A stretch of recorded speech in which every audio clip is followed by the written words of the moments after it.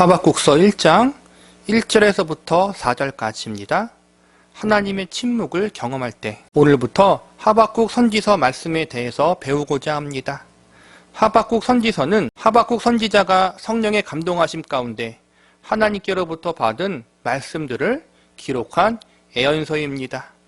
하박국 선지서를 본격적으로 공부하기에 앞서서 우선 하박국 선지서가 어떠한 책인가, 그리고 이 선지서의 내용은 무엇인가에 대해서 간단하게 살펴보는 시간을 가져보도록 하겠습니다. 우선 하박국 선지서가 기록된 시기와 시대적 배경에 대해서 살펴보겠습니다. 하박국 선지자가 살았던 곳은 이스라엘의 남유다 왕국이었습니다. 하박국 선지자가 활동했던 시기는 일반적으로 주전 600년경으로 보고 있습니다. 하박국이 살았던 초기 시대에는 믿음의 왕 요시야가 남유다 왕국을 다스리고 있을 때였습니다. 요시야 왕은 우상 숭배를 척결하고 나라와 백성들을 하나님께로 인도하려고 노력했던 선한 믿음의 왕이었습니다. 그런 그가 주전 609년경에 갑작스러운 죽음을 맞이하게 되었고, 요시야 왕을 이어 그의 아들들이 왕의 자리를 잇게 됩니다. 처음에는 여호아스라는 아들이 왕의 자리에 앉았지만 그가 하나님 보시기에 악했기 때문에 하나님이 애굽에 의해 3개월 만에 강제 폐위를 당하게 하십니다. 그리고 다시 다른 아들 여호아김이 왕의 자리에 앉게 되지만 그 역시 하나님 보시기에 악을 행했기 때문에 10년 정도 왕을 하다가 하나님이 바벨론 나라에 끌려가게 하십니다. 이처럼 요시야 왕은 믿음의 왕이었지만 그의 아들들은 전혀 믿음의 자녀들이 아니었고 나라를 잘 이끌어 갈 만한 역량이 없었기 때문에 남유다 왕국은 요시야 왕이 죽자마자 큰 혼란에 빠져버립니다. 국내적으로 요시야 왕이 일평생 힘쓰고 애썼던 개혁들, 우상 숭배를 비롯한 종교개혁과 사회개혁들이 믿음도 없고 능력도 없는 자녀들 때문에 한순간에 물거품이 되어버립니다. 국외적으로는 남쪽에서는 애굽이, 북쪽에서는 바벨론 나라가 남유다 왕국을 괴롭혔습니다. 두 강대국 사이에 끼어 있었던 남유다는 국운이 위태로운 위기를 경험하고 있었습니다. 이러한 위기의 시기에 정신 차리고 더더욱 하나님을 의지해야 할 왕과 나라의 지도자들이 오히려 앞장서서 우상을 섬겼고 도덕적으로 윤리적으로 타락해 있었습니다.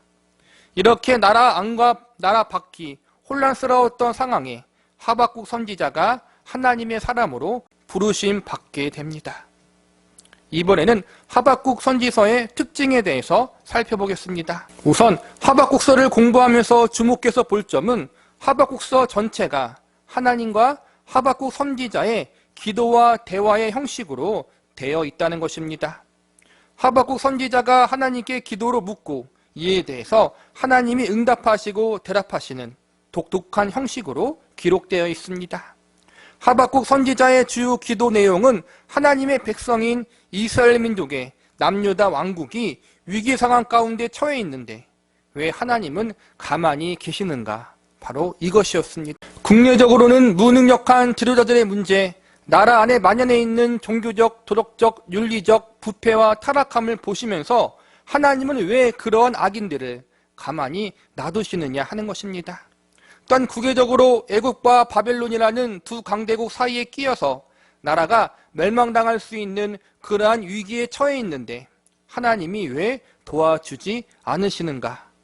이러한 문제입니다. 하박국 선지자가 이러한 문제를 놓고 하나님께 기도를 하고 하나님이 이에 대한 답을 하나님의 방식대로 알려주시는 것이 우리가 배우는 하박국 선지서의 주요 흐름이라고 할 수 있습니다. 오늘 우리가 배우게 될 본문은 하박국 선지자가 이렇게 나라와 민족의 위기를 경험하고 있을 때, 많은 하나님의 백성들이 고통 중에 있을 때 하나님 앞에 나와 기도하는 모습이 기록되어 있습니다. 하박국 선지자가 하나님 앞에 나와 기도하는 가운데 가장 크게 답답해하고 낙담하고 있는 문제는 자신의 이러한 간절한 기도에 대해서 하나님이 즉각적으로 응답하지 않으신다는 것입니다. 본문 2절을 보시기 바랍니다. 여호와여 내가 부르짖어도 주께서 듣지 아니하시니 어느 때까지리이까? 내가 강포로 말미암아 외쳐도 주께서 구원하지 아니하시나이다. 성도들이 가장 견디기 힘들어하는 때가 어떤 때라고 생각하십니까? 아마 하나님의 침묵을 경험할 때가 아닌가 생각되어집니다. 우리가 어떠한 상황 속에서도 용기와 희망을 가질 수 있는 것은 바로 하나님이 우리와 함께 하시다는 사실을 알고 있을 때입니다. 그런데 우리가 하나님의 침묵을 경험할 때 이러한 용기와 희망은 한순간 무너집니다.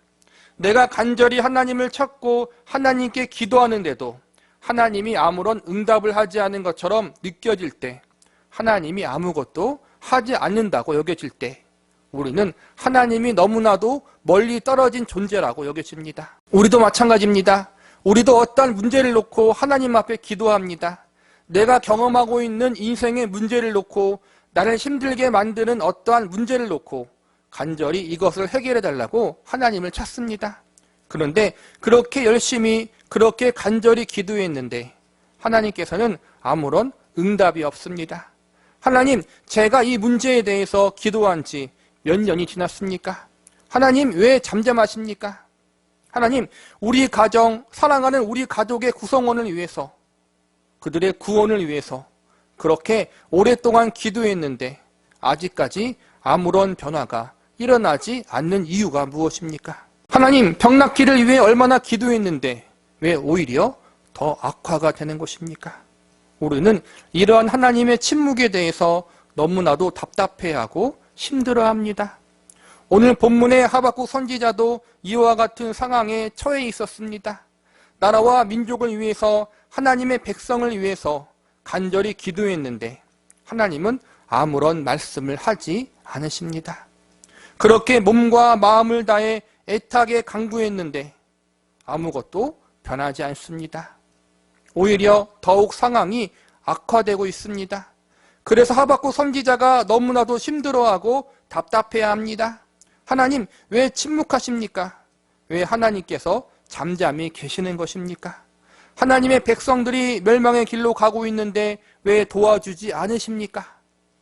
오늘 본문에서 하박국 선지자가 경험하고 있고 저와 여러분이 경험하고 있는 하나님의 침묵에 대해서 우리는 과연 어떻게 반응해야 할까요? 우리의 삶 속에 이러한 하나님의 침묵을 경험할 때 우리는 어떠한 자세를 가져야 할까요? 첫 번째로 우리는 우리의 기도를 하나님이 계속 듣고 계시다는 사실을 믿어야 합니다. 하나님은 죽어있는 분이 아니라 살아계신 분입니다. 그리고 그 살아계신 하나님은 우주를 창조하시고 다스리시는 창조주이시며 만물의 주인 되십니다. 그 하나님은 또한 모든 것을 다 가능케 하시며 모든 것을 다 알고 계시는 전지전능하신 하나님이십니다.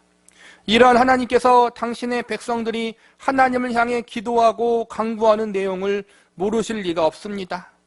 우리는 우리의 기도가 응답되어지지 않고 우리가 간구하는 문제들이 해결되지 않을 때 하나님이 우리의 기도를 듣지 않고 계시는 것은 아닌가? 혹은 아무리 하나님이라도 우리가 경험하는 이 문제들을 해결하실 수는 없는 것인가? 이러한 의문을 품게 됩니다. 심지어는 하나님이 정말 살아계시는가? 내가 하나님의 백성은 맞는가? 이러한 의구심까지 품게 됩니다. 해결되지 않은 현실의 문제들로 인하여 하나님이 역사하지 않은 것 같은 그러한 상황에서 우리는 당연하게 하박국 선지자처럼 믿음의 회의를 경험할 수 있습니다. 그러나 우리가 기억해야 할 것은 그러한 상황 속에서도 하나님은 그분의 백성들과 언제 어디서나 함께하고 계시다는 것입니다. 성경은 분명히 하나님은 한순간도 하나님의 백성들을 버리거나 외면하신 적이 없다고 가르쳐주고 있습니다. 성경은 분명히 우리에게 가르쳐주기를 하나님 백성들의 안고 일어섬도 하시고 하나님의 자녀들의 머리카락까지 다 세신 바 되었다고 가르치고 있습니다. 다시 말하면 하나님께서 하나님 백성과 자녀들의 삶을 언제 어디서나 다 지켜보고 계시며 그들의 곁에서 함께하고 있는 것입니다. 비록 내가 기도하고 간구하는 것들이 지금 당장 내 뜻대로 내 생각대로 응답되어지지 않고 내가 경험하는 문제들이 지금 당장 해결되지 않은 것 같지만 하나님은 그 상황 속에서도 여전히 우리와 함께 하시고 내가 기도하고 간구하는 모든 것들을 다 듣고 계시고 알고 계시다는 사실을 우리는 믿어야 합니다. 하나님이 왜 우리의 기도를 들으시는 것입니까? 그것은 바로 하나님이 우리의 아버지이시기 때문입니다. 그냥 아버지가 아닙니다. 우리를 자녀 삼으시기 위해서, 그분이 우리의 아버지가 되시기 위해서 당신의 가장 소중한 독생자이신 예수 그리스도를 십자가에 내어주시기까지 우리를 사랑하시는 분이 바로 하나님이십니다. 하나님의 침묵 때문에 내 삶 속에 해결되어지지 않는 고질적인 문제들 때문에 하나님이 우리의 기도를 들으시는 것일까? 하나님이 나와 함께하는 것일까? 이러한 의심이 드십니까? 그러한 의심이 든다면 예수 그리스도를 바라보시기 바랍니다. 나를 위해 십자가를 지신 예수님, 그리고 그 예수님을 나를 위해 아낌없이 십자가에 내어놓으신 하나님, 그 하나님께서 우리를 위해서 예수님의 생명의 값을 지불하고 구원하셨는데 우리를 외면하시겠습니까? 내가 직면한 문제, 내 주변의 환경만 바라보지 마시고 나를 위해 전부를 내어주신 하나님과 예수님을 바라보시기 바랍니다. 그러할 때 우리는 우리를 향한 하나님의 포기할 수 없는 사랑을 발견할 수 있을 것입니다. 두 번째, 하나님은 침묵하시는 그 순간에도 계속 일하고 계시다는 사실을 믿어야 합니다. 본문 3절과 4절을 보시기 바랍니다. 어찌하여 내게 죄악을 보게 하시며 패역을 눈으로 보게 하시나이까? 겁탈과 강포가 내 앞에 있고 변론과 분쟁이 일어났나이다. 이러므로 율법이 해이하고 정의가 전혀 시행되지 못하오니 이는 악인이 의인을 에워쌌으므로 정의가 굽게 행하여 짐이니이다. 하박국 선지자의 고통이 무엇입니까? 의인들이 고통당하고 악인들이 득세하는 이 현실이 너무 억울하다는 것입니다. 하나님의 백성들이 고통당하고 우상을 섬기는 이방인들이 너무 형통하다는 것입니다. 하나님이 이런 불공평한 일이 일어나는데 왜 가만히 계시냐는 것이 하박국 선지자의 고통입니다. 우리 역시 이러한 경험을 합니다. 내 주변에 일어나는 부조리들, 의인들이 고통당하고 악인들이 잘되는 모습을 볼 때 우리는 억울해야 합니다. 정말로 믿음대로 살려고 하는 신자들은 어렵게 살고 하나님이 없다고 외치는 불신자들이 더욱 잘 사는 것 같아 보입니다. 그래서 세상이 불공평해 보입니다. 하나님이 가만히 계시는 것처럼 느껴집니다. 여기서 우리가 기억해야 할 가장 중요한 사실은 우리가 하나님의 말씀하시는 것을 깨닫지 못하거나 하나님이 침묵하시는 것처럼 보이더라도 하나님은 여전히 살아계셔서 하나님의 일을 진행하고 계시다는 것입니다. 내가 볼 때 하나님이 아무것도 안 하는 것 같아 보이지만 현실은 그대로 있는 것 같지만 그 가운데에서 하나님은 분명히 하나님의 뜻을 이루시기 위해서 쉬지 않고 일하고 계시다는 것입니다. 그냥 아무런 목적 없이 하나님이 일하시는 것이 아니라 하나님의 백성과 자녀들의 삶 가운데 모든 것을 합력하여 선을 이루시기 위해서 일하고 계십니다. 이를 위해서 사랑하는 하나님의 백성과 자녀들의 삶을 지도하시고 인도하시고 섭리하시고 주관하시고 강권하고 계십니다. 나는 하나님의 일하심과 섭리하심을 온전히 느끼지 못하고 있는 그 순간에도 하나님은 여전히 우리들의 삶과 인생 속에 찾아오셔서 하나님의 선하신 뜻을 이루시는 일을 진행하고 계시다는 사실을 믿으시기 바랍니다. 하나님께서는 분명히 말씀하고 계시고 분명히 일하고 계시는데 성도들의 삶을 주관하고 섭리하고 있는데 우리가 무지해서 혹은 하나님의 일하심이 너무 은밀해서 우리가 다 깨닫지 못하고 있는 것일 수도 있습니다. 보다 정확히 말하자면 하나님의 일하심이 우리 인간들의 이해와 상식을 훨씬 뛰어넘게 역사하시기 때문에 그것을 인지하지 못하는 경우가 매우 자주 있습니다. 그래서 한참의 시간이 지난 후에 우리는 깨닫습니다. 모든 일이 다 이루어진 후에 하나님의 일하심의 결과가 드러난 순간 알게 되기도 합니다. 과거에 그때 그 순간 하나님이 침묵하시는 것 같은 줄 알았는데 하나님이 아무것도 안 하는 것 같았는데 내 기도를 듣지 않는 것 같았는데 세월이 지나 지금 보니까 그 순간 그때 하나님이 이렇게 일하고 계셨구나. 내가 기도하는 것이 허공을 치는 메아리가 아니었구나. 이렇게 알게 될 때가 분명히 있다는 것입니다. 그리고 실제로 어느 정도의 시간이 지난 후 우리의 인생을 뒤돌아보았을 때 하나님의 일하심을 깨닫는 경우들이 성도의 인생 가운데 가장 많이 있고, 그것이 성도들의 인생 가운데 하나님이 일하시는 가장 보편적인 방법입니다. 지금 문제를 겪고 있고 그 문제로 인해 기도하고 있는 이 순간은 잘 모릅니다. 왜 하나님이 가만히 계시는 것 같은지, 왜 우리의 기도와 간구에 침묵하시는지 지금 당장 우리는 깨닫지 못합니다. 그러나 우리는 잊지 말아야 합니다. 하나님은 그 순간에도 쉬지 않고 하나님의 백성과 자녀들을 위해서 열심히 일하고 계심을 말입니다. 하나님의 백성과 자녀들을 향한 끊임없는 하나님의 일하심과 역사하심이 지금 저와 여러분의 인생 속에도 여전히 지속되고 있다는 사실을 기억하시기 바랍니다. 세 번째, 하나님이 하나님의 때에 하나님의 방법으로 응답하실 것을 믿어야 합니다. 종종 우리가 느끼는 하나님의 침묵이 하나님의 침묵이 아닐 수도 있습니다. 하나님께서 우리에게 계속 말씀하고 계시는데, 우리에게 응답하고 계시는데 우리가 그것을 듣지 못하고 느끼지 못할 수 있습니다. 그 이유는 무엇입니까? 저는 그 이유가 크게 두 가지라고 생각합니다. 가장 먼저 우리가 내면적으로 혹은 외적으로 어떤 문제를 가지고 있거나 어떠한 문제에 직면해서 그럴 수 있습니다. 내가 가지고 있거나 내가 직면한 문제로 말미암아 나의 마음이 분주해져서 하나님의 말씀과 뜻에 귀를 기울이거나 집중하지 못해서 그럴 수도 있다는 것입니다. 하나님께서는 계속해서 말씀하시고 있는데 내 마음이 안정되지 못해서 놓칠 수도 있는 것입니다. 또한 영적으로 무감각해져 있기 때문일 수도 있습니다. 혹 내가 모르는 잘못 때문일 수도 있습니다. 즉 나의 몸과 마음이 하나님의 말씀과 뜻을 아는데 준비가 되지 못했다는 것입니다. 하나님이 침묵하신다고 느낄 때 우리는 한번 우리 자신에게 어떠한 문제가 있지는 않은가 돌아보는 시간을 가져야 합니다. 외부적으로 어떠한 것이 나를 방해하고 있는지 살펴보고 내적으로 나 자신을 성찰하고 돌아보는 시간을 가질 때 그 이유를 발견하고 해결할 수 있습니다.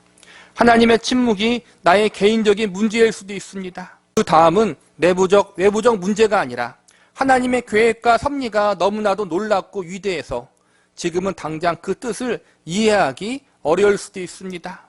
혹은 하나님이 그분의 뜻과 계획을 잠시 숨기실 수도 있습니다. 우리에게 어떠한 문제가 있어서 하나님의 침묵을 경험하는 것은 아닙니다. 하박국 선지자처럼 나를 돌아보고 살펴보았지만 도저히 하나님이 왜 침묵하는지 알 수 없을 때가 있습니다. 아무리 알려고 해도 이유나 원인을 알 수 없습니다. 요셉도 그랬고 욥도 그랬고 많은 믿음의 선진들이 이러한 일을 겪었습니다. 내가 왜 이러한 환난과 어려움을 당해야 하는지 도저히 알 수 없을 때가 있습니다. 하나님께 목놓아 부르짖었지만 아무 대답도 없을 때가 있습니다. 그래서 마음이 너무 무겁고 답답하고 죽을 것 같습니다. 하나님이 무슨 말씀이라도 하시면 될 텐데 차라리 나의 잘못 때문이라고 말씀이라도 하면 이렇게 가슴이 터지지 않을 텐데 하나님은 계속 침묵하실 때가 있습니다. 그러나 이러할 때도 우리는 기다려야 합니다. 그리고 인내해야 합니다. 우리가 비록 지금 왜 이런 일을 겪고 있는지에 대해서 다 알 수는 없지만 왜 하나님께서 침묵하시고 계시는 것 같은 그러한 상황을 경험케 하는지 모두 이해할 수 없지만 그래도 하나님께서 뜻이 있겠지. 하나님께서 하나님의 가장 선한 방법으로 내 삶을 간섭하여 주시겠지. 이러한 믿음을 가지고 그 침묵의 시기를, 고난의 시기를 잘 참고 견뎌야 합니다. 그리고 동시에 계속해서 기도하는 자세를 가져야 합니다. 우리가 하나님의 침묵을 경험할 때 우리는 쉽게 낙심과 절망을 합니다. 그래서 기도를 포기할 때가 있습니다. 기도의 자리에서 떠날 때가 있습니다. 그러나 기억하시기 바랍니다. 하나님은 그분의 침묵의 순간에도 여전히 우리의 기도를 듣고 계십니다. 그리고 우리가 생각하는 것 이상으로 우리에게 가장 유익이 되고 선이 되는 일을 진행하고 계십니다. 이것이 가장 중요한 오늘 본문의 메시지입니다. 하박국서를 읽어보면 구약 성경에 나타난 모든 예언서들, 특별히 소예언서들 가운데에서도 독특한 특징과 성격을 갖고 있습니다. 다른 모든 소선지서들은 하나님께서 일방적으로 선지자들에게 말씀을 주시고 그 말씀을 백성들에게 선포하게 하십니다. 그러나 우리가 지금 배우는 하박국서는 하박국과 하나님과의 대화의 내용입니다. 즉 하나님과 직접적인 기도의 대화 형식으로 전개되어 있는 책인 것입니다. 그래서 많은 사람들이 하박국 선지서를 기도의 선지서라고 합니다. 하박국 선지자는 하나님의 침묵에 대하여 많은 생각을 했을 것입니다. 그리고 자신을 한번 스스로 돌아보았을 것입니다. 그리고 믿음으로 인내함으로 하나님께 계속 기도했을 것입니다.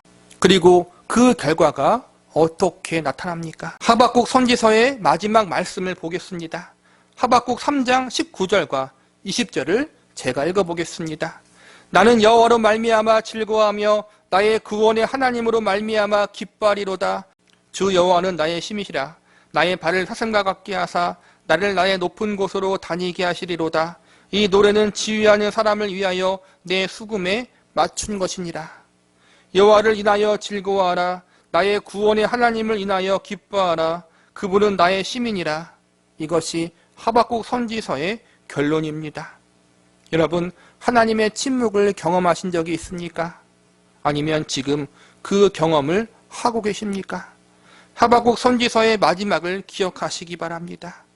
오늘의 이 침묵 속에서도 여전히 하나님이 일하고 계시고 여전히 우리와 함께 하심을 믿으시기 바랍니다. 하나님이 우리들의 삶을 지도하고 인도하심으로 마침내 하나님의 가장 선한 뜻을 이루실 것을 믿으시기 바랍니다. 지금의 현실이 막막하고 때로는 하나님의 침묵이 견디기 심히 들어도 나를 향한 하나님의 선하신 뜻과 마음을 신뢰하시기 바랍니다.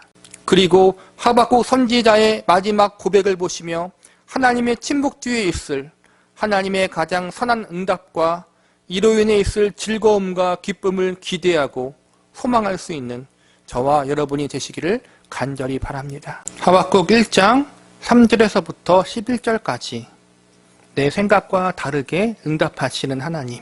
지난 시간 우리는 하박국 선지자의 기도와 하나님의 침묵에 대한 말씀을 배웠습니다. 하박국은 나라와 민족을 위해서 하나님의 백성을 위해서 기도했습니다. 개인의 소원이나 욕심을 위한 기도가 아니라 정말 하나님의 나라와 그 의를 위해서 기도했던 것입니다. 그런데 그런 기도에 하나님이 빠르게 응답하지 않았습니다. 여전히 현실적인 문제들이 해결되지 않고 있었습니다. 만약 우리가 이러한 일을 경험하게 된다면 어떠하시겠습니까? 아마 많은 사람들은 하나님을 원망하거나 기도하기를 포기하려고 할 수도 있습니다. 그러나 지난 시간 말씀을 통해서 하나님은 분명히 살아계셔서 당신의 백성과 자녀들의 기도를 듣고 계신다는 사실을 배웠습니다. 동시에 하나님께서는 침묵의 순간에도 여전히 쉬지 않고 하나님의 뜻을 이루시기 위해서 일하고 계심을 믿어야 한다고 배웠습니다.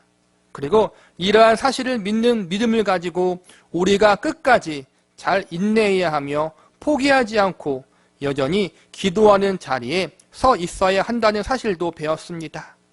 오늘 우리가 배우게 될 말씀은 기도의 응답에 대한 말씀입니다. 지난 시간 배운 말씀에서 하박국 선지자가 하나님 앞에 열심히 기도했음에도 불구하고 하나님이 침묵하셨다고 배웠습니다. 그런데 오늘 본문에 들어와서는 드디어 하나님이 하박국 선지자의 기도에 응답하시고 친히 말씀해 주시는 장면이 기록되어 있습니다. 그런데 문제가 있습니다. 그것은 바로 하박국 선지자가 생각하고 기대했던 것과는 전혀 다른 내용으로 하나님의 응답이 왔다는 것입니다. 우리는 일반적으로 기도할 때 내 기대와 소망대로 응답되어지는 것을 원합니다. 지금 내가 기도하는 그 문제가 내가 원하는 방법대로 해결되고 내가 호소하는 그 간구가 내가 바라는 결과로 나타나기를 바랍니다. 그런데 그런 나의 기도가 내 의도와 다르게 응답되어진다면 여러분은 어떠하시겠습니까?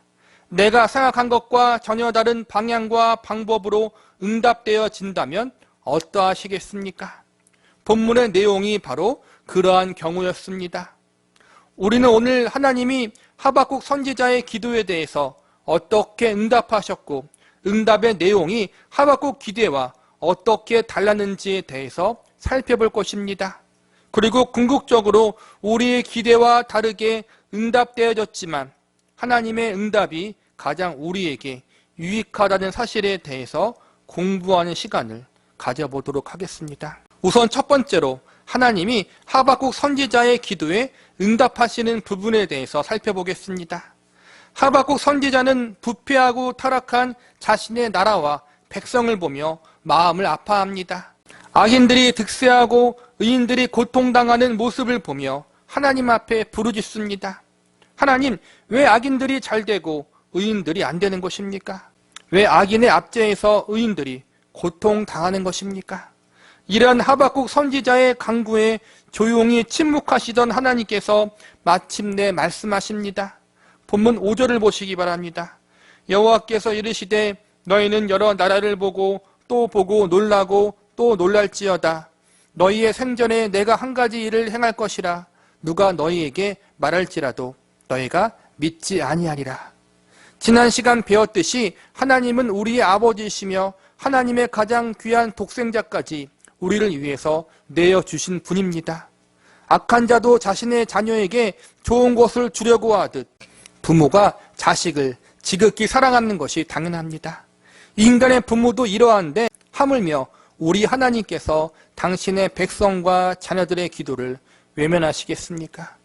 우리가 기도에 대해서 알아야 할 것 중 하나는 우리의 기도가 당장 어떠한 응답을 가져오는 것 같지 않은 상황일지라도 그 상황 속에서 하나님은 여전히 일하고 계시고 우리의 기도를 외면하지 않고 계시다는 사실입니다.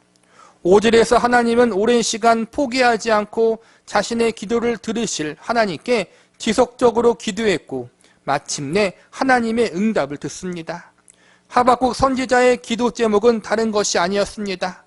왜 악인이 득세하고 의인이 고통당하는가? 그리고 왜 의인을 구원해 주시지 않은가?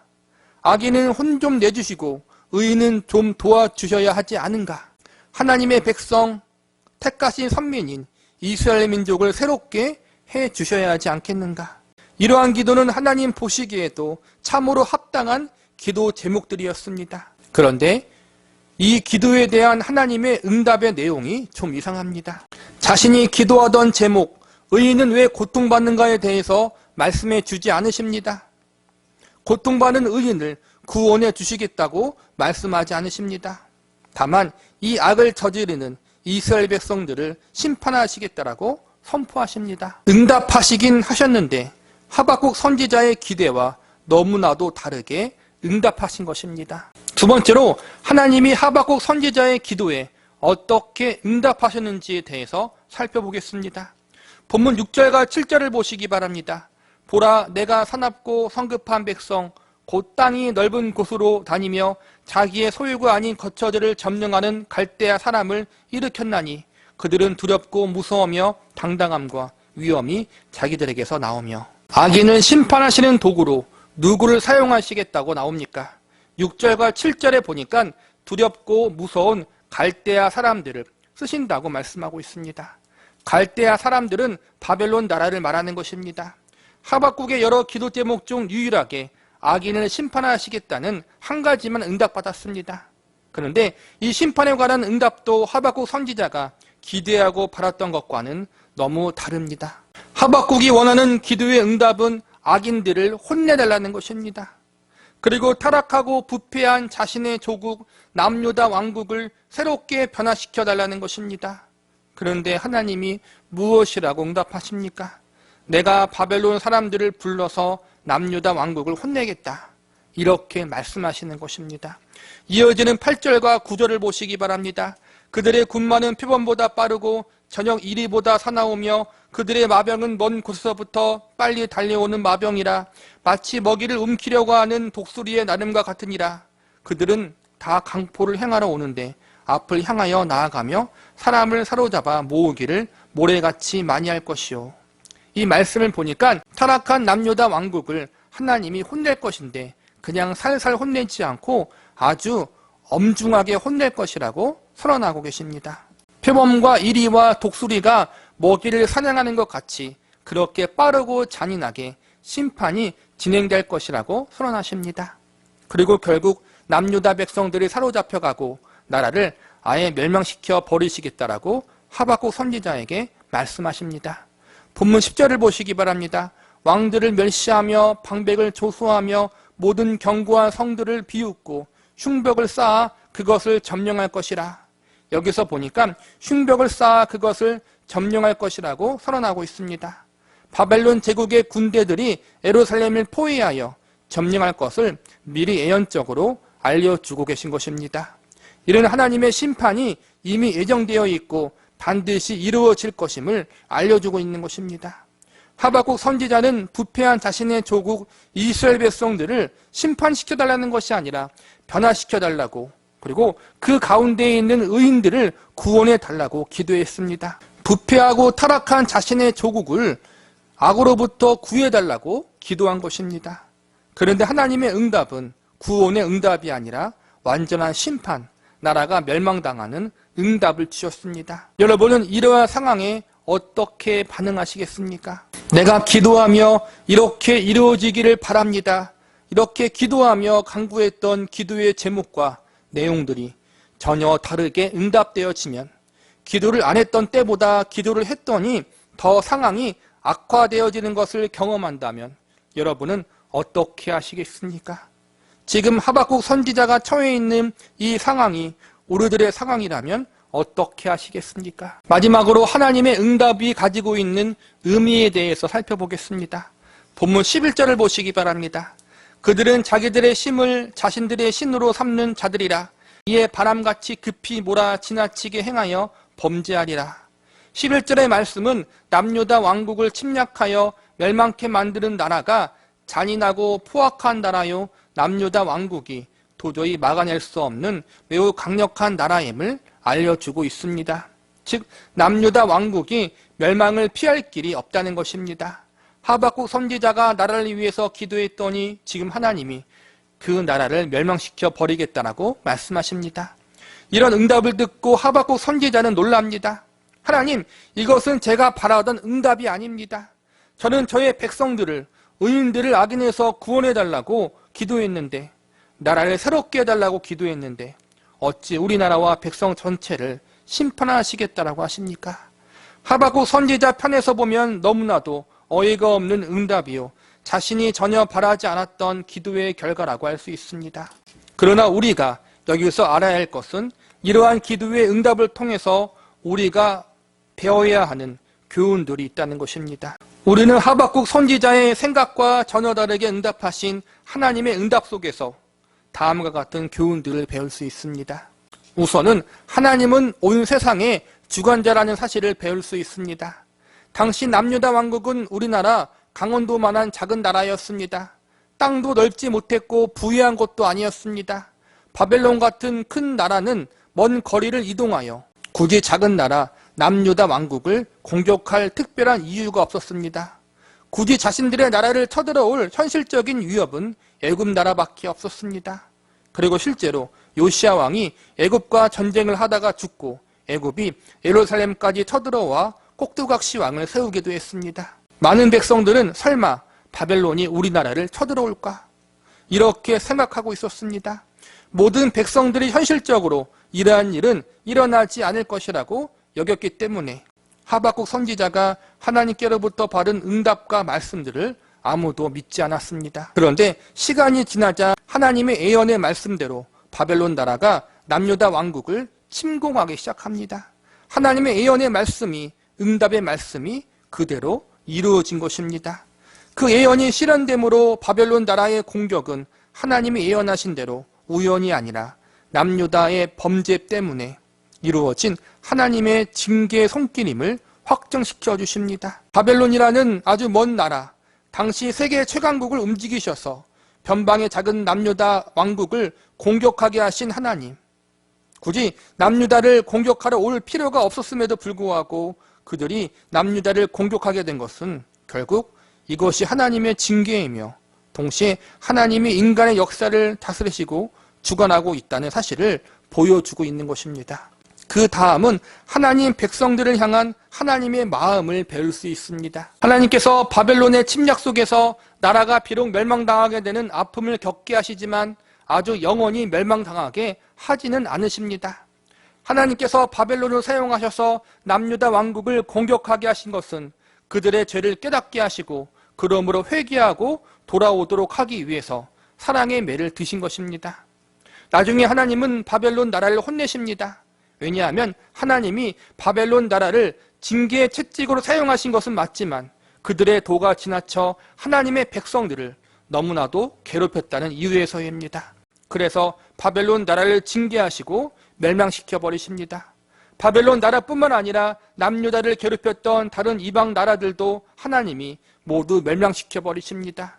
이렇게 해서 바벨론을 비롯해 많은 나라들이 나중에는 하나님의 징계로 말미암아 역사 속에서 모두 사라져 버립니다. 그런데 신기하게도 작고 작은 나라 남유다 민족은 나중에까지 살아남아 다시 나라를 세우게 됩니다. 비록 죄를 짓고 타락하여 매를 맞았지만 그래도 하나님의 백성이기 때문에 하나님이 영원한 멸망은 원치 않으신다는 것입니다. 하나님의 백성들을 향한 하나님의 매는 그들을 다시 돌이키게 하기 위한 사랑의 매입니다. 이방 민족들에게는 새로운 기회가 없습니다. 징계가 곧 영원한 멸망입니다. 그러나 하나님의 백성들에게는 언제나 새로운 기회가 있습니다. 그러나 하나님의 백성들에게는 용서가 있고 자비가 있고 은혜가 있습니다.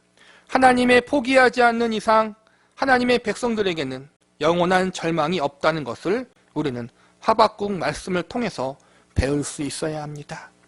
무엇보다 우리는 하나님의 응답이 하나님의 백성들에게 가장 유익이 된다는 사실을 배울 수 있습니다. 어느 한 성도님이 과거 남편의 사업이 실패하여 빚더미에 앉게 되었다고 합니다.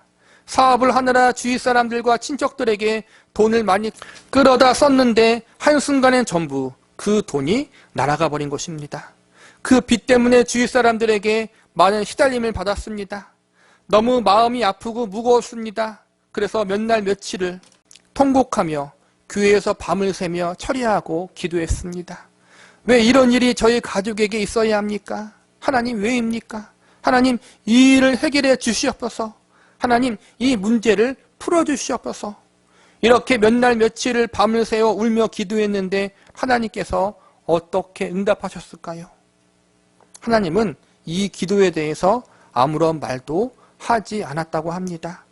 왜 자신들의 가족이 이렇게 힘든 일을 당해야 하는지, 남편의 사업이 실패하게 되었는지에 대한 이유를 말씀해 주지 않으시고 이 일을 어떻게 해결해 주신다는 말도 없었다고 합니다.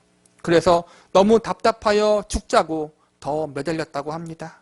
그랬더니 바라던 응답은 안 오고 예수님이 나를 위해 십자가에서 돌아가시고 다시 부활하신 사건이 자신을 위해서 이루어진 사건임을 온전히 더 믿어지고 받아들여지는 은혜를 받았다고 합니다.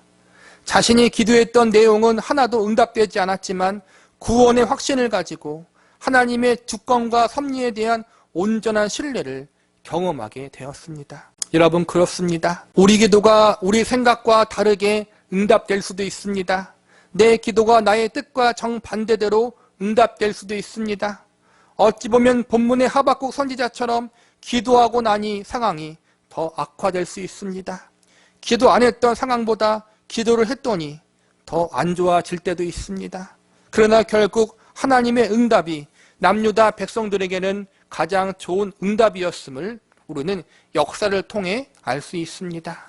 인간의 생각과 방법대로 응답하지 않으시고 하나님의 뜻과 방법대로 응답하시는 것은 우리 자신을 위한 하나님의 최선의 응답이라는 사실을 아셔야 합니다.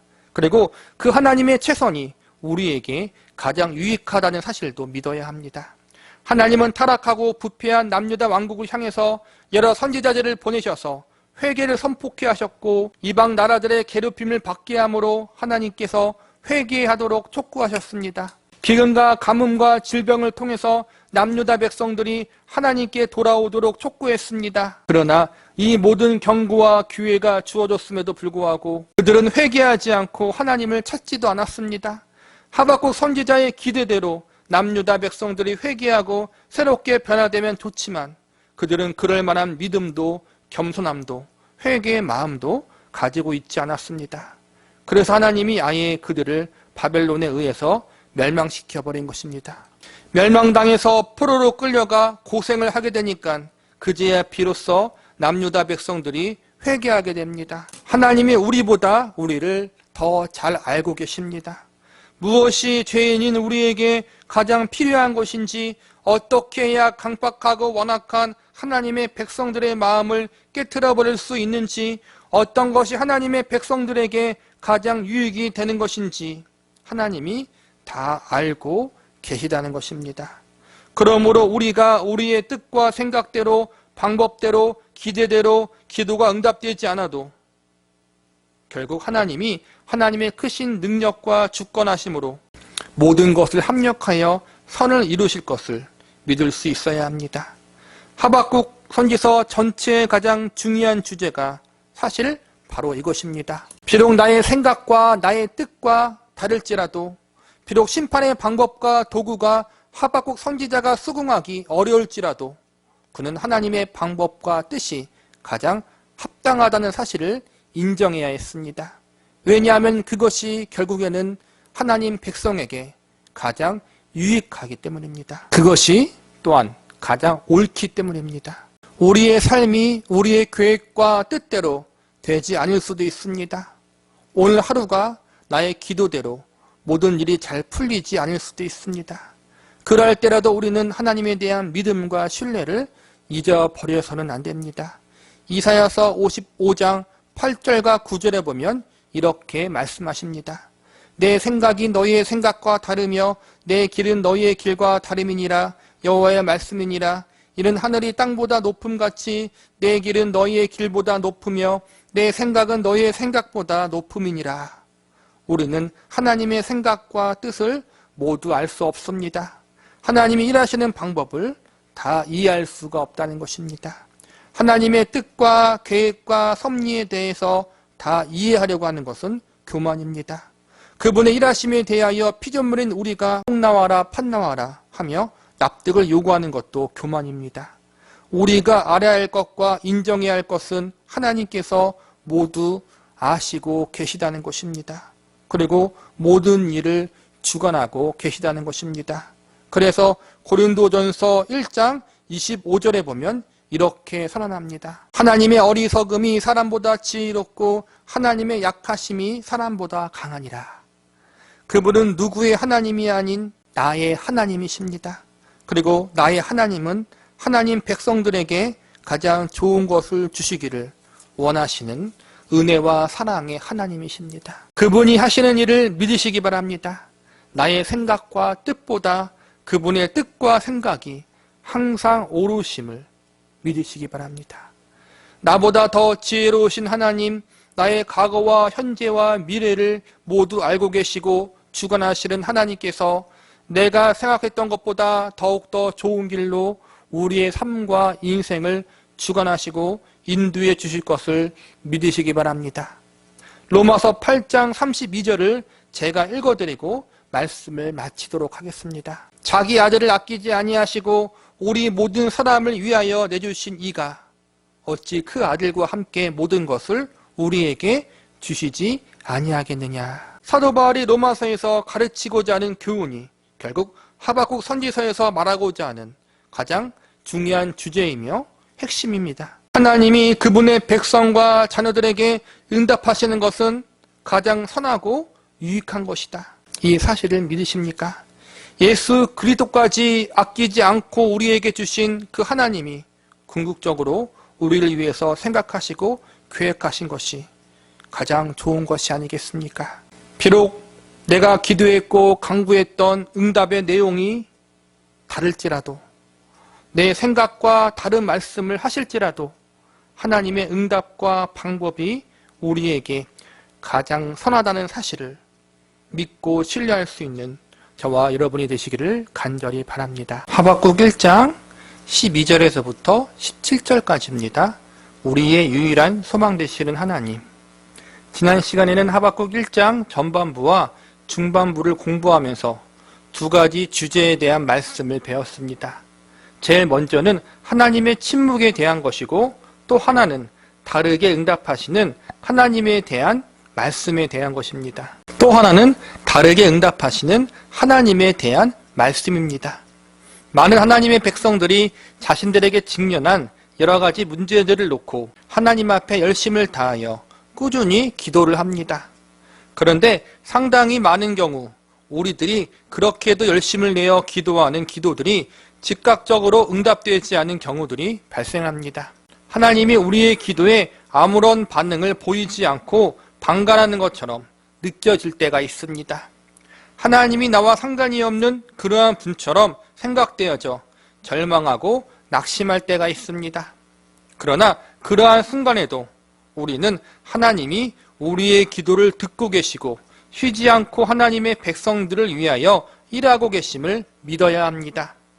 때로는 오랜 기도 끝에 하나님이 어떠한 응답을 주셨는데 그 응답이 우리의 생각과 다를 때도 있습니다. 아니, 우리가 경험하는 대부분의 응답들이 우리의 뜻과 생각과 너무나도 다르게 이루어질 때가 있음을 우리는 경험합니다. 그래서 우리는 어찌할 바를 몰라 당황해야 하는 순간들이 있습니다. 그러나 이러한 순간에도 하나님께서 하시는 모든 일들은 결국 하나님 백성들에게 가장 선하고 유익이 된다는 사실을 우리는 믿어야 합니다. 오늘 본문의 하박국 선지자도 이러한 경험들을 모두 겪었습니다. 그런 후 하나님 앞에 묻습니다. 하나님, 어찌하여 그러십니까? 어찌하여 침묵하시고 어찌하여 다르게 응답하십니까? 하박국 1장 3절과 14절에 보면 하박국 선지자가 하나님을 향해 어찌하여 라는 말을 2번이나 합니다. 하나님의 일하심이, 하나님의 응답하심이 도저히 이해가 안 가고 납득이 안 가기 때문에 하나님을 향해 어찌하여라고 하소연하는 것입니다. 하박국 선지자가 이렇게 고백했다면 우리 역시 우리들의 삶 속에 일어나는 여러 가지 일들에 대해서 특별히 하나님의 일하심과 응답하심에 대하여 동일한 하소연을 할 수밖에 없을 것입니다. 하나님, 어찌하여 그러십니까? 하나님, 도대체 무엇 때문에 이렇게 하시는 것입니까? 하박국 선지자는 1장 전반부에서 악인이 형통하고 의인들이 고통당하는 이 현실에 대해서 하나님께 호소하여 기도했습니다. 그랬더니 하나님이 1장 중반부에 응답하시기를 악인들을 심판하시겠다고 말씀하십니다. 그런데 문제는 악인들을 심판하시되 악인들이 있는 남유다 왕국을 멸망시켜 버리겠다고 응답하십니다. 하박국 선지자가 원하는 기도의 응답은 이것이 아니었습니다. 악인들을 심판하시되 남유다 왕국을 깨끗게 하사 다시 부흥케 하신다는 응답을 원했던 것입니다. 자신이 바라는 응답과 너무나도 다르게 응답하신 하나님을 향하여 하박국 선지자가 다시 한번 하소연하며 기도하는 것이 오늘 우리가 배우는 본문 12절에서부터 17절까지의 내용입니다. 우리가 오늘 주목해서 보아야 할 부분은 하박국 선지자가 기도의 자리를 포기하지 않았다는 것입니다. 하박국 선지자는 하나님이 침묵하는 순간에도 기도를 포기하지 않았고 하나님이 그의 생각과 다르게 응답하신 순간에도 기도의 자리에서 떠나지 않았습니다. 우리는 오늘 본문에서 자신의 뜻과 생각과 다르게 응답하시는 하나님을 향하여 다시 한번 기도하는 하박국 선지자의 모습을 통하여 다음과 같은 교훈들을 배울 수 있습니다. 첫 번째로 우리는 하나님 앞에 포기하지 않고 끝까지 기도해야 합니다. 본문 14절과 15절을 보시기 바랍니다. 주께서 어찌하여 사람을 바다의 고기 같게 하시며 다스리는 자 없는 벌레 같게 하시나이까? 그가 낚시로 모두 낚으며 그물로 잡으며 투망으로 모으고 그리고는 기뻐하고 즐거워하며. 이 말씀은 하나님의 백성인 남유다 왕국의 백성들이 바다의 물고기처럼 땅의 벌레처럼 주인과 지도자 없이 방황하고 있다는 것을 하소연하고 하나님 앞에 간구하는 것입니다. 그리고 그러한 방황하는 백성들을 악인들이 낚시하듯 잡아가서 괴롭히고 있는데 하나님이 가만히 놔두는 이유가 무엇이냐라고 항의하는 것입니다. 이 내용을 단순히 겉으로 보면 하나님의 백성들의 고통을 하나님이 방관하시는 것처럼 보이고 그것에 대해서 하박국 선지자가 불평하는 것처럼 보입니다. 그러나 더 깊이 들어가 보면 결국 이 모든 것을 해결할 수 있는 분은 하나님이신데 하나님이 왜 가만히 계시는가라는 질문으로도 볼 수 있습니다. 즉 하나님이 마음만 먹으시면 이스라엘 백성들을 회복케 하시고 하나님이 작정만 하시면 악인들을 심판하시고 바벨론 나라의 침략도 막을 수 있는데 왜 그렇게 하지 않으시는 것입니까? 라고 묻는 것입니다. 하박국 선지자는 기도하면서 계속해서 하나님의 하나님 되심을 인정하는 태도를 유지했습니다. 12절에서는 하나님을 거룩하신 분, 만세전부터 계신 분, 반석되신 하나님심을 인정하며 고백했습니다. 13절에서는 정결하시고 악한 자를 심판하시는 하나님을 인정했습니다. 나머지 14절부터 17절까지는 하나님의 심판의 도구로 쓰임받은 바벨론과 심판의 대상되는 유다 왕국이 결국에는 하나님의 주권 아래 있다는 사실을 인정하고 있습니다. 바벨론 나라가 심판의 도구로 쓰임받는 것도 하나님의 주권으로 그렇게 된 것이고 유대 나라가 심판의 대상이 되는 것도 하나님의 주권으로 그렇게 된 것입니다. 다시 말하면 하나님이 허락하지 않았으면 이러한 일이 일어나지 않았다는 것입니다. 하박국 선지자의 기도의 내용을 엄밀히 살펴보면 원망과 불평이기보다는 하나님의 선하신 개입하심과 간섭하심을 강구하고 있는 것으로 볼 수 있습니다. 결국 이런 일을 일어나도록 주관하신 하나님께서 직접 개입하셔서 이스라엘 백성들을 도와주지 않는다면 그들에게는 희망이 없다는 것입니다. 전지전능하신 하나님께만 소망이 있사오니 제발 도와주시옵소서.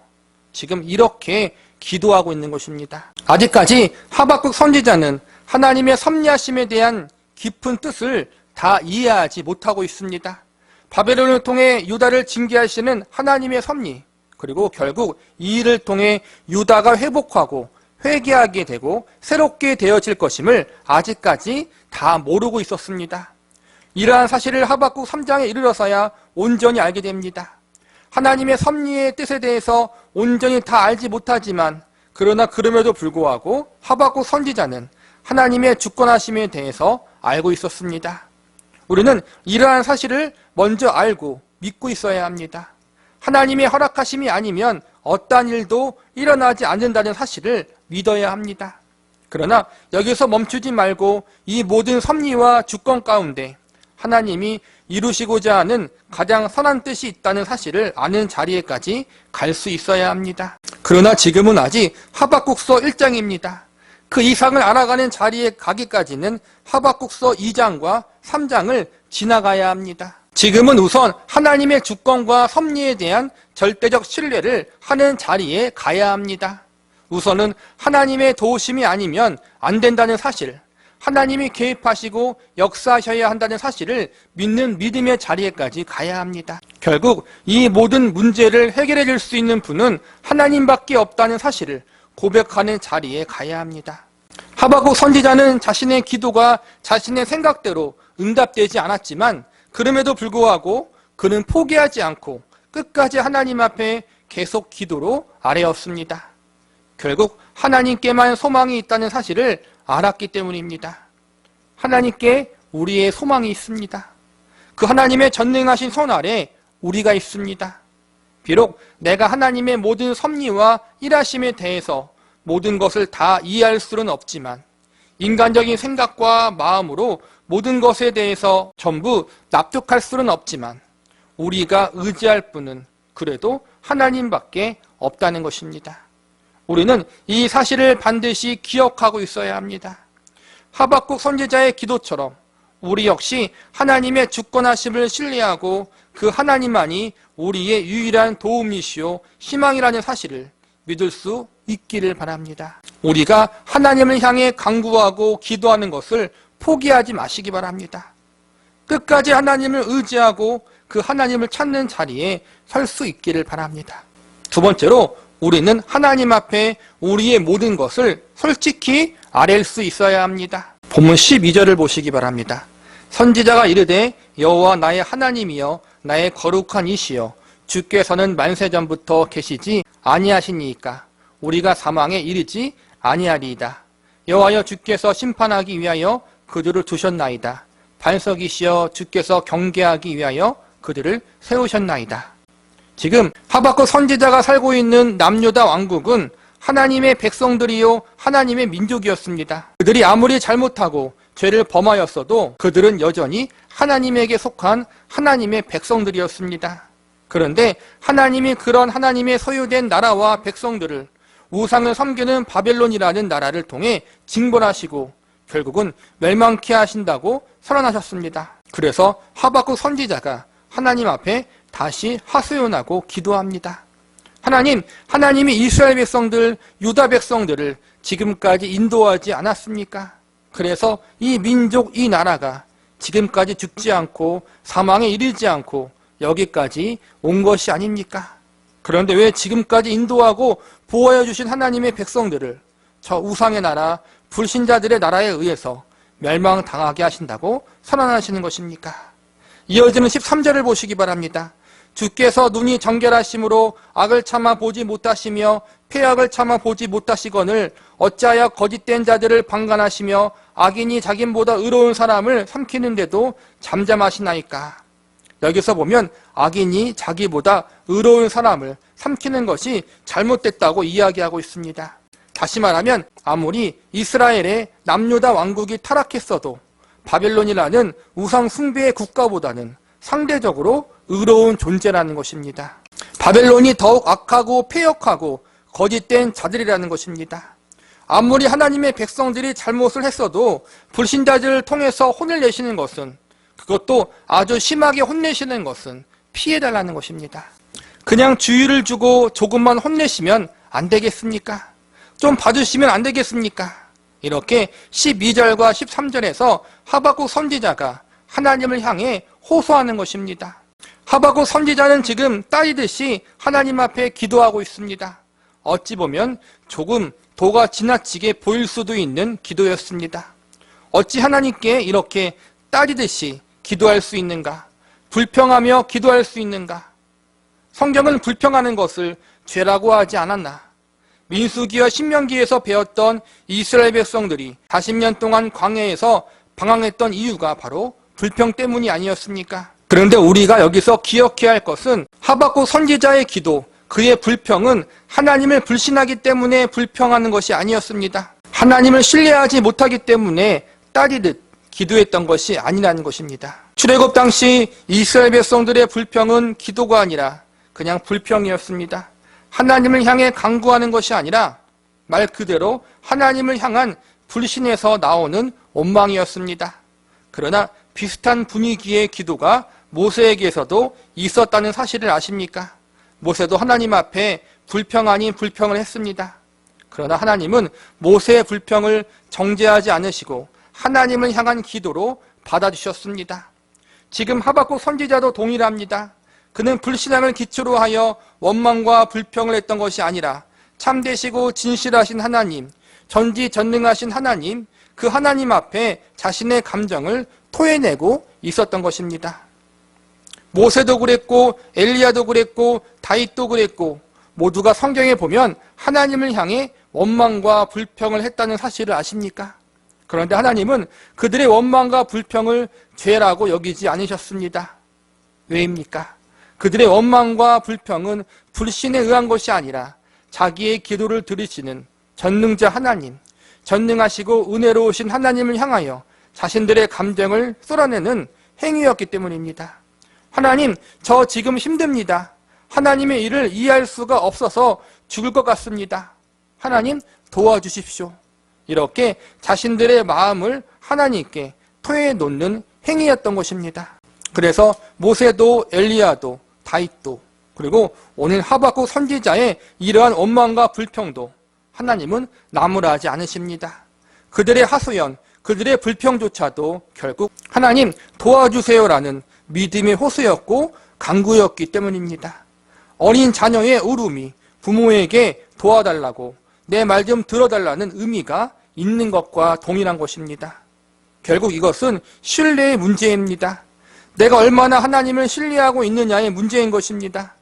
저와 여러분의 마음속에는 내 믿음의 대상이자 나의 믿음의 근원 되시는 하나님을 향한 신뢰를 가지고 계십니까? 내가 기도하면 책망하지 않으시고 내가 하나님을 향해 하소연해도 외면하지 않으시며 여전히 나를 사랑하시는 신실하신 하나님에 대한 믿음과 신뢰를 가지고 계십니까? 사람은 자신이 믿을 만한 사람, 신뢰할 만한 사람에게 자신의 속마음을 털어놓습니다.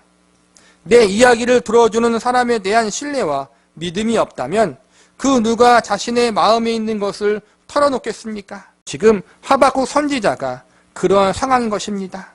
그는 하나님을 믿고 신뢰했습니다. 그분에게만은 나의 모든 마음과 심정을 솔직히 털어놓을 수 있는 분이다라는 확신이 있었습니다. 우리는 자꾸 기도의 응답을 소중히 여깁니다. 그런데 문제는 우리가 소중하게 여기는 그 기도의 응답이라는 것이 하나님의 뜻과 방법대로 응답되어지는 것이 아니라 내가 바라고 기대하는 방법대로 이루어지기를 바라는 응답이라는 것입니다. 우리는 이러한 점을 조심해야 합니다. 기도의 응답이 중요합니다. 그러나 더 중요한 것은 이 응답의 결과보다 내 기도를 듣고 계신 하나님이 더 중요합니다. 그 하나님이 지금 내 기도를 듣고 계시다. 내 모든 아픔, 고통, 원망, 불평까지도 다 이해하고 계시다. 내 하소연, 내 불평까지도 다 받아주실 수 있는 하나님이다. 이 하나님이 나의 아버지시다. 이 하나님에 대한 우리의 신뢰가 중요한 것입니다. 여러분, 하나님 앞에 우리의 모든 것을 털어놓을 수 있을 만큼 그분을 믿고 신뢰하시기 바랍니다. 그리고 그런 나를 아무런 편견 없이 조건 없이 사랑으로 받아주시고 위로해 주시는 분이 하나님 한 분밖에 없다는 사실을 믿으시기 바랍니다. 그 하나님에 대한 신뢰와 믿음을 가지고 하나님을 향하여 우리의 마음을 숨김없이 토해내고 아랠 수 있기를 바랍니다. 말씀을 정리하겠습니다. 본문 16절과 17절을 보시기 바랍니다. 그 물에 제사하며 투망 앞에 분향하오니 이는 그것을 힘입어 소득이 풍부하고 먹을 것이 풍성하게 되미니이다. 그가 그 물을 떨고는 계속하여 여러 나라를 무자비하게 멸망시키는 것이 옳으니이까. 어부가 고기 잡는 투망과 그물을 믿고 사는 것처럼 바벨론은 자신들의 힘과 능력을 믿고 그것을 신처럼 의지하고 있다는 말입니다. 그리고 힘과 능력을 통하여 수많은 나라를 침략해 멸망시키고 그들의 것을 빼앗아 자신들을 풍요롭게 하는 악을 행하고 있는데 유다 나라까지 그렇게 되도록 허용하시는 것은 안 된다고 항의하는 것입니다. 많고 많은 나라 중에서 가장 악한 바벨론 나라를 유다 왕국의 징계의 도구로 사용하지 말아달라는 것입니다. 우상을 섬기고 다른 나라들을 무참히 괴롭히는 나라가 하나님의 백성들을 징벌하는 도구로 쓰임받는 것이 옳지 못하다고 항의하는 것입니다. 하박국 선지자는 이렇게 오늘 본문에서 하나님을 향해 따지듯 기도를 합니다. 오늘 본문의 다음 장인 하박국 2장 1절을 보시기 바랍니다. 내가 내 파수하는 곳에 서며 성루에 서리라. 그가 내게 무엇이라 말씀하실는지 기다리고 바라보며 나의 질문에 대하여 어떻게 대답하시는지 보리라 하였더니. 즉 오늘 본문에서 항의 기도를 한 하박국 선지자의 기도를 들으시고 하나님이 어떻게 자신이 듣기에 합당하도록 대답하실지 팔짱 끼고 지켜보겠다는 것입니다. 우리는 사실 이런 식의 기도를 해서는 안 됩니다. 하박국 선지자는 감히 해서는 안 될 기도를 하고 있는 것입니다. 그러나 위에서 배웠듯이 하박국 선지자가 이러한 기도를 할 수 있었던 밑바탕과 근원에는 자신의 기도를 들으실 하나님에 대한 신뢰가 있었다는 사실을 분명히 기억해야 합니다. 불신을 근거로 한 기도가 아니라 하나님을 향한 신뢰를 근거로 기도했다는 사실을 기억해야 합니다. 이렇게 하박국 선지자가 따지듯이 기도했는데 하나님이 어떻게 응답하십니까? 하나님께서는 이런 하박국 선지자를 꾸중하지 않고 하나님의 계획을 설명해 주십니다. 결국 하나님의 방식대로 하는 것이 이스라엘 백성들 유다 나라에 가장 유익이 된다는 사실을 알려주십니다. 이 징계는 하나님의 백성들을 영원히 멸망시키기 위한 징계가 아니라 회개하고 돌이켜 새롭게 되기 위한 징계임을 알려주십니다. 하박국 선지서 1장에서는 아직 하나님의 그러한 뜻이 온전히 나와 있지 않지만 하박국서 2장부터 서서히 하나님이 하박국 선지자에게 하나님의 징계 속에 담긴 깊은 뜻을 알려주십니다. 하박국서를 통해 우리가 배울 수 있는 가장 중요한 메시지는 바로 하나님을 신뢰하라입니다. 우리의 기도를 들으시는 하나님을 신뢰하고 그 하나님의 일하심과 역사하심이 결과적으로 하나님의 백성들에게 가장 유익하다는 사실을 확신해야 한다는 것입니다.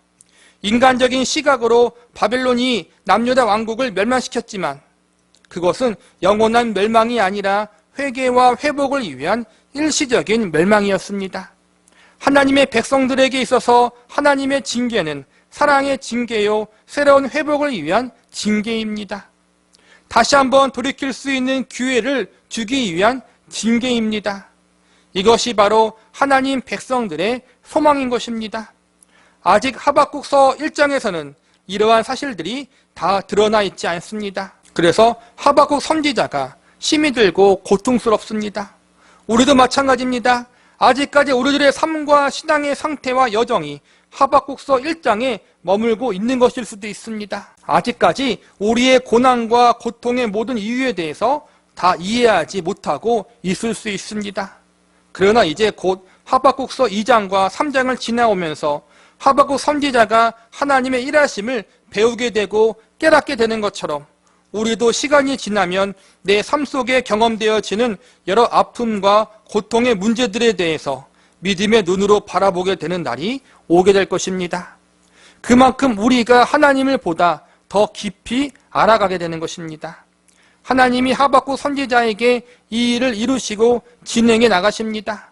그리고 지금 저와 여러분에게도 이러한 일을 시작하고 계십니다. 처음에는 내가 당하는 고통과 아픔 때문에 하나님을 원망하고 불평했던 모습에서 점차 그 고통과 아픔에 하나님의 뜻이 있다는 사실을 깨닫게 될 것입니다. 그리고 결국 이 모든 것을 합력하여 선을 이루시는 하나님에 대해서 더 깊이 알아가게 될 것입니다. 궁극적으로 우리의 기쁨과 찬양의 이유가 하나님 때문이라고 고백할 수 있는 자리, 하나님 한 분만으로 만족할 수 있는 자리에까지 가게 될 것입니다. 모든 것을 뛰어넘어 하나님의 하나님 되심 때문에 감사할 수 있는 자리, 만족할 수 있는 자리에까지 가게 될 것입니다. 하박국서는 3장까지 있습니다. 비록 짧은 성경이지만 하나님은 하박국 선지자를 1장에서부터 3장까지 이끄시면서 그를 더욱 성숙시키는 작업을 하십니다. 처음에는 어찌하여라고 불평하던 하박국 선지자가 나중에는 하나님으로 인해 기뻐하고 즐거워한다라고 고백하는 자리에까지 이끌고 가십니다. 하박국 선지자를 그 자리에까지 이끄신 하나님이 저와 여러분도 동일하게 이끄시고 계십니다. 그러므로 믿음으로 인내하시기 바랍니다. 참고 견뎌보시기 바랍니다. 모든 상황 가운데 하나님을 신뢰하시기 바랍니다. 하나님이 하시는 모든 일들이 혹 그것이 나의 생각과 기대와 다른 일하심이요 응답이라 할지라도 하나님이 하신 것이라면 그것이 가장 선하고 합당하다고 인정하는 자리까지 나아가시기 바랍니다. 그리고 마침내 하나님을 더욱 깊이 알아가는 자리에까지 우리를 이끌어 가실 하나님의 인도하심과 섭리하심을 기대하시기 바랍니다. 무엇보다 그 하나님을 우리의 유일한 소망으로 삼으시기 바랍니다. 하나님만이 우리의 궁극적인 소망이요 우리가 의지할 유일한 분이라는 사실, 그 사실을 머리로만 아니라 우리의 가슴으로, 우리의 삶으로, 우리의 영혼으로 깨닫고 이해하고 받아들일 수 있는 자리에까지 저와 여러분을 이끄실 그 하나님을 기대하고 그분이 우리에게 행하실 일을 바라보며 기뻐할 수 있는 저와 여러분이 되시기를 간절히 기도합니다.